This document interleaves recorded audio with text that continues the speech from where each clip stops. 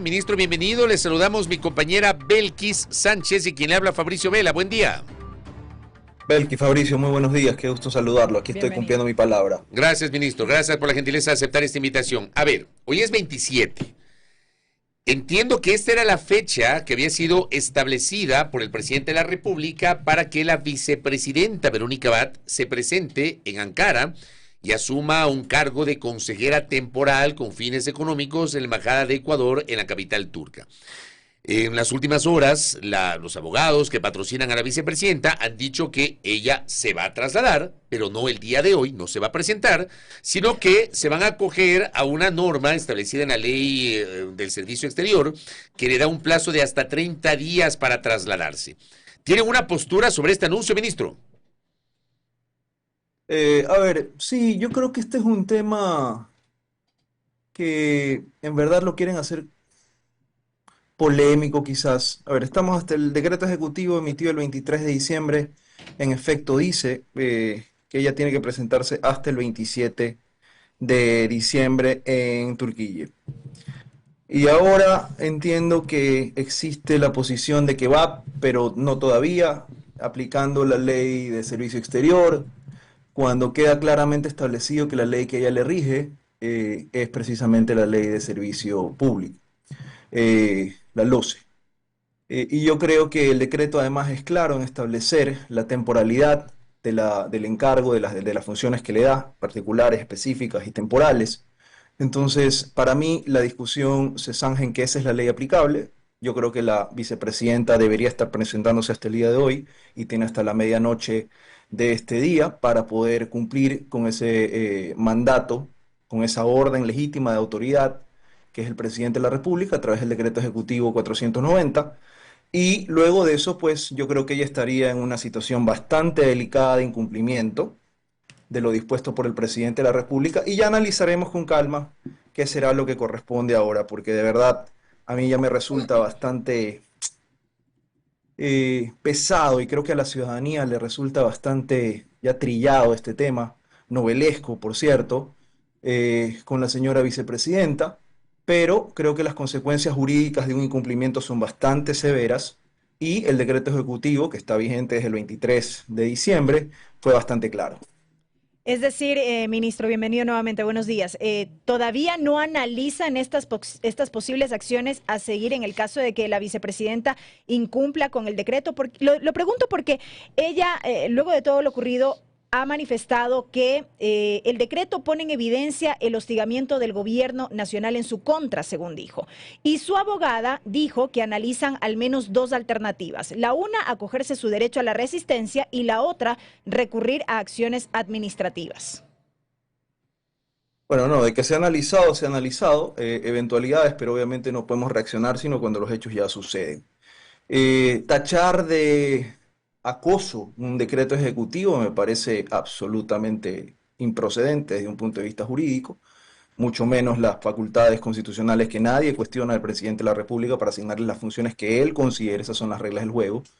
Lo que pasa es que ya cuando el juego no les conviene, ya no les gusta respetar las reglas y ya no les gusta asumir el peso de las normas constitucionales. Y sí me preocupa que estén mal utilizando el derecho a las resistencias, que hoy parece servir para cualquier cosa, inclusive para el desacato, para tratar de pretender justificar un desacato, pero yo no quiero entrar, digamos, nuevamente en esa polémica. Creo que las acciones serán anunciadas en su oportunidad. Ella está, digamos, en las facultades de cumplir o no de cumplir, pero obviamente eso acarrea consecuencias jurídicas de distinta índole. Y yo ahí, perdón que le insista, ministro, pero es que lo que usted está diciendo es clave. Yo le pregunto a usted si, cumplido el plazo de la medianoche, ella no se va a presentar hoy en Ankara, es un hecho esto, pero obviamente yo entiendo que tiene que esperar hasta las 23:59 que se cierra justamente este plazo. Pero si hablamos de medidas legales, jurídicas, le pregunto si ustedes podrían ir por alguna acción de incumplimiento de orden legítima de autoridad competente. Esa podría ser una figura, ministro de la Gasca. Sabes que a mí me gusta venir a esta radio porque yo encuentro gente que tiene muchos recursos y es muy... No me diga que le damos otra idea, no sea así. Ustedes dan buenas ideas, la verdad es que ustedes dan buenas ideas y ponen buenos escenarios. La vez pasada, mire, Belkis, fue así como vaticinando lo que podía pasar con la ley antipillos y mire que el gobierno cogió esa idea tan brillante de Belkis. Pero hablando de acciones, ¿sabes qué? Es que me resulta un poco incómodo porque no los puedo ver cuando ya me corresponde hablar. Entonces, y nada más me puedo ver yo. Pero a ver, yo sí quería anotar algo. Usted habla de acciones, sí, y yo tengo aquí en mis manos, ha trascendido inclusive, y si no se lo voy a pasar, Fabricio, un documento que parece ser una resolución administrativa por parte de una Junta Paveliana de Protección de los Derechos de las Mujeres y de las Personas Adultas Mayores. Habla usted de la Junta Metropolitana de Protección de Esa, la Junta ¿Y por qué le dice Metropolitana, Paveliana? ¿Por el alcalde? porque es definitivamente, sí, me confundí, parece que me he confundido, pero sí, definitivamente es de la Alcaldía de Quito, que el mismo 24 de diciembre han recibido una petición, no sabemos de qué, no sabemos ni siquiera de qué se trata, no sabemos ni siquiera cuáles son los fundamentos de hechos ni las razones por las cuales se ha presentado alguna petición a esta Junta Paveliana, repito. Pero lo que sí dice en una parte es, la peticionaria refiere que los actos de la presunta violencia ocurrieron el 23 de diciembre del 2023 en la parroquia Centro Histórico. Yo presumo que a lo que ella se refiere, la Es que Junta, ella se refiere a que no le dejaron entrar a la vicepresidencia. Y ya que Pero, toca ese Fabricio, tema, ¿por qué no le dejaron entrar a la vicepresidencia? Pero, Fabricio, eso lo está interpretando usted y quizás lo está sugiriendo usted, pero eso no es lo que dice el documento. ¿Qué dice el documento? Lo que le acabo de leer, no dice más. Sobre los hechos no dice más.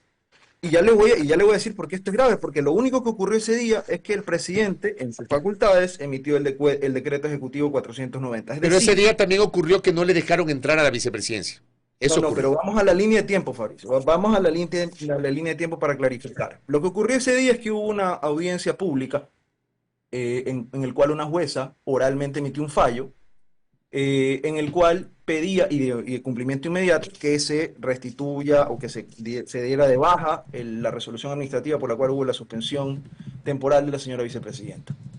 Y el presidente, en cumplimiento de esta disposición, respetando los demás poderes y las decisiones judiciales, y yo lo había anunciado, no sé si lo dije en esta radio, pero lo he dicho en otras, que nosotros íbamos a acatar la decisión sea cual fuese, eso fue lo que hizo el presidente ejecutivo, inmediatamente dejó sin efecto el encargo temporal que le había hecho a la vicepresidenta Saría Moya y encargó las funciones nuevas a la señora vicepresidenta Verónica Abad. Pero antes de que, perdón, ministro, pero antes de que se emita ese decreto, yo en lo personal, yo no discuto la atribución que tiene el presidente de la República de asignar funciones, no discuto eso.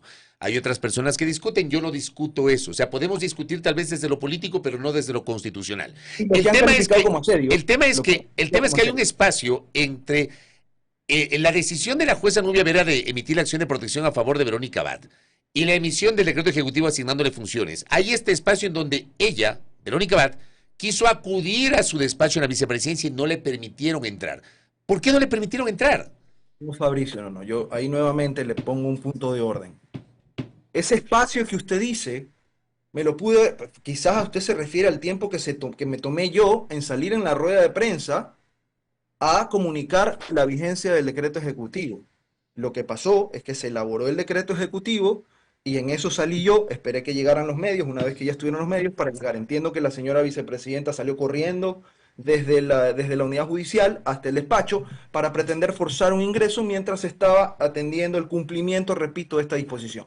¿Y por qué no se le permitió el ingreso? Lo dije entonces y lo ratifico ahora. Ella no tiene nada que hacer en la vicepresidencia, en el palacio, en la oficina de la vicepresidencia, sino que tenía que haber sido cumplir inmediatamente el encargo que el presidente le dio hasta el 27 de diciembre. Porque eso es lo que dice el decreto ejecutivo, ya estaba vigente. Entonces, pretender forzar ese ingreso, ese fue el show al que nosotros no nos prestamos, el decreto ejecutivo es bastante claro. Pero permítame seguirle señalando, Fabricio, porque no culminé no solamente con el hecho de que en la Junta Metropolitana dice lo que le dije, sino que en esta Junta, además de emitirle boleta de auxilio, cuando jamás el presidente estuvo ni siquiera cerca de la señora vicepresidenta, en contra del presidente de la República, sino que dice una parte que yo quiero que vea la lectura para que vea si hablan de golpe de Estado, este golpe de Estado en 2 tiempos o diferido que se ha planeado desde la Junta Metropolitana de la Alcaldía de Quito. Leo, dice, de conformidad con disposición tercera, De conformidad con lo determinado en el artículo 51, literal H, de la Ley Orgánica Integral para prevenir y erradicar la violencia contra las mujeres y el artículo 45, numeral 7 del reglamento, ofíciese a la unidad de la policía comunitaria más cercana al lugar de trabajo de María Verónica Abad Rojas, a fin de que proceda en el término máximo de 7 días a la instalación del botón de alerta o de seguridad a su favor. ¿Qué es lo que pretenden hacer con esto? Que con esta disposición, esta boleta de auxilio, se le permite el acceso a la vicepresidenta a las oficinas, o esto lo van a ir a poner a Turquille. Eso es lo que no se entiende. Entonces yo lo que creo es que esta agencia, esta Junta Metropolitana de Quito, lo que ha pretendido es hacer un juego político para forzar un ingreso para los fines que ya ha declarado la señora vicepresidenta que pretende hacer a partir del 6 de enero. Y eso a mí me parece bastante peligroso porque creo que se deslegitima el espíritu de estas juntas metropolitanas que sirven para prevenir y erradicar violencias físicas y demás. Además que hubo una denuncia de violencia política que fue desestimado por la autoridad competente, pero aquí han metido de todo y no sabemos ni siquiera de qué, porque le repetí que ni siquiera dice qué es lo que está sucediendo. Entonces, creemos que esto tiene que verse como un acto concertado político donde se están utilizando instituciones de protección y de tutela de mujeres desde la alcaldía de Quito para forzar un ingreso, para pretender hacer un juego contra juego político a lo que ya vemos que está sucediendo. Y esto a mí me parece que es una mala utilización de estas instituciones, repito, con claros fines políticos, donde fue el mismo 24 de diciembre y el mismo 24 de diciembre se las despachan, donde ni siquiera se dicen cuáles son los hechos y cuál fue el presunto involucramiento del presidente de la República para que le diten una boleta de auxilio. Es que eso es realmente obsceno desde una perspectiva jurídica y yo no lo logro entender. Ministro, voy a hacer un paréntesis porque soy respetuosa y no lo quise interrumpir, pero sí le digo que discrepo profundamente con usted en el sentido de que le damos ideas. No, no le damos ideas, ministro. Yo fui clara en un tuit después de nuestra última entrevista y aquí lo que hacemos es interpretar lo que leemos de su propio discurso y de su propia narrativa. En todo caso, sí le quiero plantear, usted el día de mañana o el gobierno el día de mañana saldrán con un pronunciamiento sobre el siguiente paso que van a adoptar luego de que Verónica Abad no se presente en Ankara. Es posible, es posible. Tendremos que medirlo. Yo repito, yo no creo que el país ya quiere más de esta situación tan, no sé, melodramática en algunos aspectos. Y respecto a su primer comentario, Belkis, yo le agradezco, yo acepto su comentario, su crítica, pero así fue como yo lo tomé. Yo lo tomé como una gran idea y me ha parecido fabulosa. Creo que cada uno se tiene que hacer responsable en este caso de sus posturas y de sus decisiones más allá de trasladarlas de alguna manera, de alguna manera a terceros. Es como lo que le mencionaba yo de la acción una acción de incumplimiento de orden legítima de autoridad competente. No es una idea, es una posibilidad que le pregunto si está en el radar. Yo debo colegir por su respuesta que sí está en su radar, ministro de la Gasca. Mi respuesta es bastante clara, como se la di a Belkis y se las repito. Todas las posibilidades se analizan, otra cosa son las decisiones que se toman.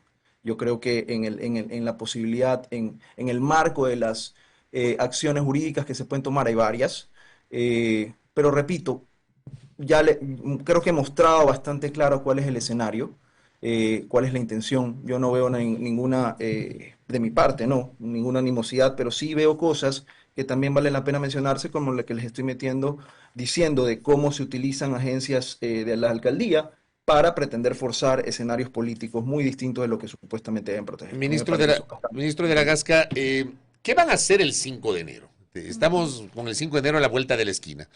Faltan muy pocos días, hoy estamos 27, faltan muy pocos días para esto. ¿Qué van a hacer el 5 de enero? Es muy simple. Yo no sé, el presidente no anunciará su decisión en su momento.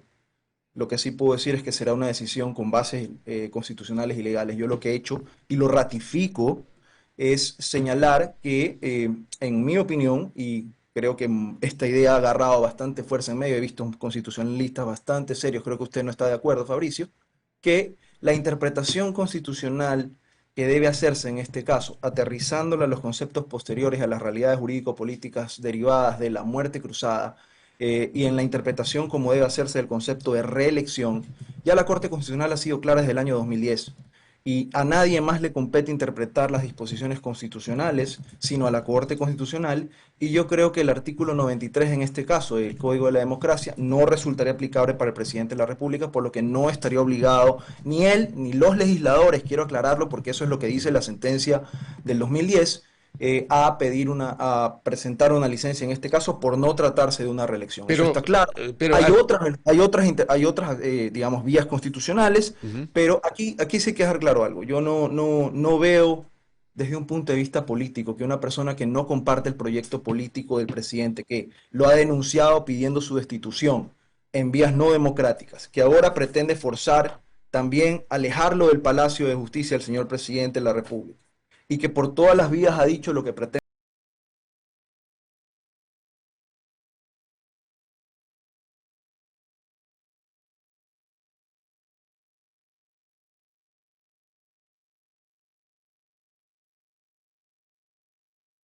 hacer con el Estado, inclusive poniendo en riesgo la dolarización, inclusive poniendo en riesgo la lucha contra el narcoterrorismo, que ella sea una persona que compagine con el momento político y Pero y es la que forma. eso, ministro de la Gasca, a ver, yo quiero insistir, la audiencia sabe cuál es mi posición sobre este tema, yo lo he expresado públicamente, yo no estoy de acuerdo con la postura política de Verónica Abad, lo he dicho públicamente, sé que obviamente a la vicepresidenta no le gusta esta postura, yo no estoy de acuerdo con la postura política de ella, pero separemos eso, ese es un tema, el otro tema es la parte jurídico-constitucional. Y ahí, por ejemplo, usted cita un dictamen de la Corte Constitucional del 2010. Yo entiendo, y permítame hacerle este comentario, que ese dictamen tiene que ver con que, es verdad, si Daniel Noboa Sin llega a ganar la reelección, él técnicamente iniciará un primer periodo, no se computa este de aquí. O sea, eso es lo que dice la sentencia. Pero lo que señala el Código de la Democracia, ya no establece excepciones, es que esa norma que implica la licencia es para evitar que la autoridad que busca la reelección no se beneficie del aparataje propio de las funciones que está desempeñando. Entonces yo creo que ahí se está mezclando lo uno con lo otro, porque me parece que no hay una discusión de ningún modo en el sentido de que este periodo de Daniel Noboa no se computa. Ya, si llega a ganar las elecciones y se posesiona, será su primer periodo. Pero ¿y la licencia y la campaña, ministro? Mauricio, pero usted lo está diciendo, no se computa porque no es reelección, pues. Sí, de acuerdo. Es que en esa parte estamos de acuerdo. Pero el tema es que la norma, el Código de Democracia, lo que prevé el Código de Democracia es que una autoridad en funciones no utilice los recursos, el aparataje, su propia investidura para hacer campaña. Ese es el espíritu de la norma. Los demás estarían en desventaja. Esa es su interpretación, porque hay varios escenarios ahí derivados fácticos también que pueden ocurrir. Pero a mí lo que sí me preocupa es que estemos queriendo aplicar un artículo que claramente, literalmente habla de reelección cuando ya se ha interpretado en estos casos. Fabricio, ese artículo 93, dígame usted si está señalado si es aplicable para un escenario derivado de la muerte cruzada. Alguien dirá que sí, otros dirán que no, pero ya la forma como debe interpretarse el concepto de la realidad jurídico-política que dejó la muerte cruzada es que no estamos ante ningún escenario de reelección. Entonces no puede ser que sí entendamos que es reelección para efectos de contar un solo periodo para que después pueda elegir a su caso de reelección, pero en otros casos no, por el tema de lo que tiene que ver con la campaña. Pero no se está estirando demasiado la norma, ministro de la Gasca, de alguna manera no se está interpretando, tratando de estirar la norma para adaptarla por la cuestión política de no encargar la presidencia a la señora Abad. Lo mismo podría decir desde otro escenario. ¿Cuál? Pero yo me estoy basando, Fabricio, en la interpretación que ya ha dado la Corte, que es a la única que le compete interpretar esa situación derivada de la muerte cruzada. Entonces yo lo que le digo es en un concepto muy, no estirado, sino más bien de que respete los derechos de que este no es un caso de reelección. Y el artículo que usted me está citando habla de los casos de reelección. Pero le voy a poner otro ejemplo, y le agradezco a mi colega Sugeya Har que me escribe este detalle, y me parece interesantísimo. Hay un antecedente, hay una sentencia, hay una sanción contra el alcalde de Quito del año pasado por supuestamente haber hecho campaña política, supuestamente. Entonces lo sancionan al alcalde. ¿No estaríamos cayendo en el mismo escenario? Bajo ningún concepto. Dígame si eso fue derivado de la muerte cruzada. No, eso no fue derivado de la muerte cruzada, pero digamos que fue una infracción electoral porque supuestamente hizo campaña utilizando su aparataje Aquí no estamos municipal. hablando solo de si se hace campaña, no se hace campaña, etcétera. Yo creo que hay varias cuestiones ahí fácticas que pueden verse. Lo que estamos hablando es si este es un concepto de reelección. Y claramente la Corte ha dicho que no, Fabricio. Entonces, cuando usted me cite el artículo 93, y usted lo debe tener a la mano, yo le digo, Fabricio, leamos ese artículo de qué habla, ¿de elecciones o de reelecciones? Y usted me dirá, no, es que es reelección. Entonces, Ya la Corte ha dicho que en este caso, porque nadie ha estado en ninguna situación como esta, no se ha legislado ni en la Constitución ni en las leyes para este caso, no se han normativizado estas realidades, lo más cercano que tenemos aplicable, respetando derechos, porque aquí hay un derecho también importante que no podemos soslayar, que es el del presidente de la República, a optar por un periodo completo en elección, ya lo definió la Corte. Entonces, yo sí creo que en algunos casos, y estoy de acuerdo que esto puede generar discusiones, puntos de vista contrapuestos y demás, pero que alguien me diga que la decisión del presidente, si esa llegara a ser de no coger una licencia, no tiene un asidero constitucional, pues yo les digo, ahí está la acción de la sentencia en la acción de interpretación que habla expresamente de estos casos. Pero es que sobre eso que sí quisiera, ministro, que seamos un poco más precisos. Bajo esta interpretación que usted está haciendo, Daniel Noboa, el presidente de la República, no va a solicitar licencia. Estamos a días del inicio de la campaña. Pero ya fui claro, esa fue la primera pregunta que me hizo Belkis, me hizo Fabricio, y he dicho que esa será una decisión que el presidente debe tomar, porque repito, no es la única alternativa constitucional, y yo lo que hago es que en el momento y en el día, tal como lo hicimos la vez pasada con la ley antipillos, lo comunicaremos al país. Hasta tanto, creo que es bueno discutir, creo que es bueno escuchar. Yo los he escuchado, he visto las opiniones en contrario, eso no significa que esté de acuerdo, eso no significa que tampoco vaya a salir a criticarlas todas, pero yo creo que hay una fuerte argumentación jurídica con base en elementos constitucionales que permite zanjar este tema de raíz al no tratarse de una reelección. Si esa será la decisión del presidente Belkis, repito, eso será algo que tendrá que decir el presidente y anunciar el presidente en el momento oportuno. ¿Y el presidente a quién le debe anunciar eso? ¿A la Asamblea, al país, a la Corte Constitucional? ¿Cómo procede eso, ministro de la Gasca?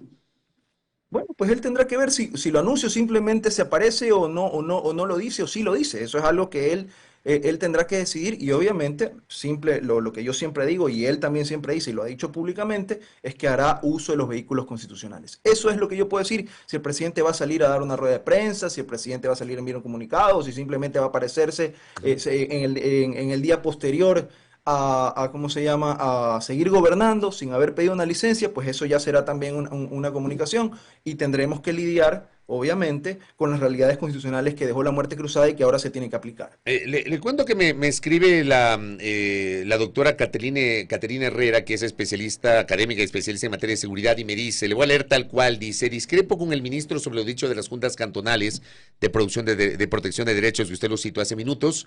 Uno, cada junta cantonal dice de protección de derechos, su representante no es elegido por el alcalde, es elegido por la Asamblea Ciudadana. Dos, no solo a la vicepresidenta se le dio de manera inmediata la razón de ser la junta es sacar acciones urgentes sin probar hechos, porque eso pondría en peligro a la persona que acude allá. Y tres, dice, no es un tema político porque puede acudir cualquier persona y actuar ante cualquier tipo de violencia, es una medida temporal. Dice, obviamente, nuestro oyente. ¿Cuál es su criterio a propósito de esta explicación, ministro? ¿Cómo me dijo que se llamaba la doctora Caterina Herrera? Bueno, yo le voy a decir a la doctora Herrera que lea el documento y si ella es una abogada, como entiendo que lo puede ser, ella debe entender que la regla básica de cualquier acto público es que tenga motivación. Yo aquí no estoy hablando de si probó o no probó, de lo que sea. Yo estoy hablando de la motivación que tiene que estar íncita en cualquier acto administrativo, en cualquier resolución judicial. Esto lo que tiene es un copia y pega de normas donde no se hace un análisis de por qué procede la aplicación de las medidas que dicta y ni siquiera menciona los hechos. Es decir, esto es simplemente una decisión que no obedece a ninguna realidad práctica. Esto carece de motivación. Esto no se llama un acto de derecho, esto es una vía de hecho. Y esto es lo que estoy diciendo para lo que sirven estas juntas, hoy en día como las están utilizando lamentablemente, porque yo sí conozco de esto y sé la valía que tienen como mecanismos primarios para poder entender y dar una tutela, para que luego sea ratificada, modificada o revocada por un juez. Pero por favor, lo mínimo que se tiene que decir es que se dicta una boleta de auxilio contra el presidente de la República. ¿Por qué razón? Le faltó respeto, le gritó, le agredió, le amenazó, etcétera. Ni siquiera se ha visto. Entonces deberían explicar con más razón cuál es el fundamento, pero no lo dice. Entonces digámosle a la abogada, y va a coincidir conmigo, en que nadie ha hablado de pruebas, sino que hemos hablado de motivación y aquí ni siquiera hay un fundamento fáctico. He dicho la línea en lo único que se refiere a lo que supuestamente ocurrió. Y la repito, la peticionaria refiere que los actos de presunta violencia ocurrieron el 23 de diciembre en la parroquia Centro Histórico. Nada más. Una cosa más sobre este tema. El vicepresidente del CNE, Enrique Pita, el pasado 17 de diciembre, hace 10 días, posteó en su cuenta de X: El artículo 93 del Código de la Democracia busca equilibrio y equidad de los candidatos en la campaña electoral y es de cumplimiento obligatorio para todos los dignatarios que opten por la reelección inmediata. De alguna manera, no lo dice textualmente, pero uno interpreta que esta postura de Enrique Pita es un mensaje entre líneas a propósito de esta discusión, ministro. Es posible. Yo lo que sé es que él, como miembro del Consejo Nacional Electoral, puede tener una postura.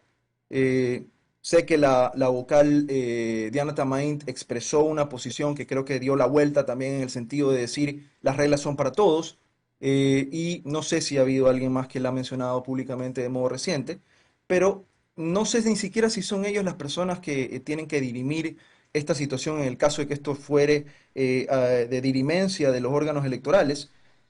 Yo discrepo con la postura de él, repito, hemos hecho el análisis y creo que ya lo hemos agotado en cuanto a cómo debe interpretarse la Constitución, porque ya lo dijo la Corte Constitucional y para mí el tema está claramente zanjado. Él puede decirlo como posición personal, como posición de vocal, muy respetable por cierto, yo discrepo, y creo que más bien tendríamos que revisar lo que dice la sentencia porque a mí me parece que es una radiografía del escenario actual. Ministro, ese es un tema muy complejo. El otro tema, que por ejemplo Coavisa en su página web dice, Daniel Noboa cierra el año con 2 nuevas crisis, el tema del caso Abad, pero también la desaparición de los 4 niños. Me gustaría saber su posición sobre este tema, no le hemos escuchado en los últimos días, quien ha hecho la vocería o ha manejado la vocería es el ministro de Defensa, pero ¿cuál es su postura sobre lo que ha pasado? Porque está claro que ha habido contradicciones en el discurso oficial, que se han cambiado las narrativas. ¿Usted cómo ve el escenario sobre este tema, ministro? Yo no he visto un cambio en narrativas. Lo primero, y yo ya lo vi, lo mencioné en una entrevista que tuve con Carlos Vera esta semana, el 23 de diciembre justamente. Lo primero es siempre solidarizarme con las familias de los cuatro menores. Hemos hecho y seguimos haciendo todo para agotar que puedan ellos recuperar su familia, puedan regresar a su casa como sanos y salvos. Eso es lo primero, la parte humana, la parte social. Luego en la parte jurídica, en la parte comunicacional, yo no sé a qué contradicciones se refiere usted. Yo soy muy discreto en esto, muy discreto, porque aquí ha habido, aquí existe una investigación previa y las reglas de la investigación previa, entiendo que ya existe también una convocatoria, una audiencia de formulación de cargos. Y yo creo que ya la justicia está próxima a hablar. Ahí inclusive he visto una entrevista de un canal donde ha sacado aparentemente unas versiones de unas personas que estarían implicadas en el tema. Yo creo que la postura ha sido siempre única. Aquí total transparencia, cero impunidad, solidaridad. Esto es una postura de justicia. Esa es la postura del presidente, esa es la postura del gobierno. Nosotros no estamos prestos a encubrir absolutamente nada. Lo que queremos es que, y es más, le hemos dicho a la Fiscalía que realice todas las diligencias que tenga que realizar para que se esclarezcan los hechos. Eso es lo que el país merece, una verdad sobre lo que ha ocurrido. Si es que se ameritan sanciones penales o administrativas, pues eso la justicia tendrá que decirlo. Lo que yo sí sé, administrativamente ya se ha instaurado un tribunal disciplinario para analizar lo que a todas luces parece algo irregular, luce como algo irregular, como una conducta irregular. Eso no puede quedar, no puede pasar por alto. Esa no es la forma como este gobierno ordena a sus Fuerzas Armadas, instruye a sus Fuerzas Armadas, educa a sus Fuerzas Armadas para que salgan a participar en el conflicto armado interno. Y lo que yo sí puedo decir es que esto definitivamente, Fabricio, ha servido como un vehículo político para atacar al gobierno y sobre todo, y lo que es peor, hacerle juego a las mafias, pretender también deslegitimar la imagen de las Fuerzas Armadas, tender una nube, una cortina de humo sobre las Fuerzas Armadas, poner en la misma balanza a las Fuerzas Armadas y a los grupos de delincuencia organizada, y eso a mí me parece que es un absoluto despropósito. Pero también hay un hecho cierto, ministro, daría la impresión de que en las últimas horas como que hay la intención casi echar esa culpa a los padres y a los propios chicos. Ayer ¿Quién dice eso? el ministro de Defensa, yo mostré un A ver, extracto de una entrevista que ayer le concede a Radio Centro, en donde casi que dice que yo siendo padre hubiese hecho tal cosa. O sea, a mí me parece insólito eso, ministro, con todo respeto. Yo lo que he escuchado, yo no pretendo hablar sobre los hechos, repito, por el respeto a la investigación y porque sé lo que las implicaciones jurídicas que tiene relevar información sujeta a una reserva en una investigación previa, pero yo lo que sí puedo decir es que aquí se han escuchado públicamente versiones de los padres, dichos de los padres, pativideos y demás cosas, que ponen elementos sobre la retina pública. Yo no sé si eso es todo lo que hay. Yo creo que la investigación debe tener mucho más, por eso Fiscalía está actuando, y tendremos que esperar a eso. A mí me parece que en algún punto hacer una línea de tiempo, en algún punto mencionar lo que se ha visto, lo que se ha podido ver de cómo inician los hechos, es algo que debe aclararse en Fiscalía. Para mí, los niños deben regresar a casa de sus padres. Ese es el mensaje principal y aquí nosotros no estamos para tapar a nadie, para encubrir a nadie, ni para que aquí exista impunidad o se piense que el gobierno está de algún modo tratando de encubrir algo. No, es todo lo contrario. Queremos que haya transparencia, que haya un debido proceso, que haya la acción inmediata de la justicia, y eso es lo que buscamos y eso es lo que el presidente salió a decir. Ministro, lo último, y a propósito de una denuncia pública que hizo mi colega Jefferson Sanguña ayer, entiendo que querían grabar una cosa de testamento con hay una representación del presidente y fueron impedidos. Le pregunto a usted si hay algún tipo de protocolo que impida hacer parodias con la figura del presidente, como suele pasar en los fines de año, ministro. No he visto absolutamente nada del tema, le soy sincero, Fabricio, y desconozco si existe alguna disposición o alguna, no sé, pues sugerencia, como usted lo acaba de mencionar. Más bien me parece absolutamente lo contrario. Somos respetuosos del derecho a la libertad de expresión. Y lo que sí es que hemos visto en días pasados cómo también desde la alcaldía de Quito se han programado algunos espacios donde creo yo que se promueve la violencia. Amo la libertad de expresión, defiendo la libertad de expresión, pero creo que en un contexto como el que estamos, promover la violencia, una cultura de odio que me parece que no corresponde. No creo que este es el caso, pero esa no es ninguna disposición del gobierno. Correcto, ministro de la Gasca, gracias por atendernos, que tenga un buen día y un buen fin de semana, muy gentil.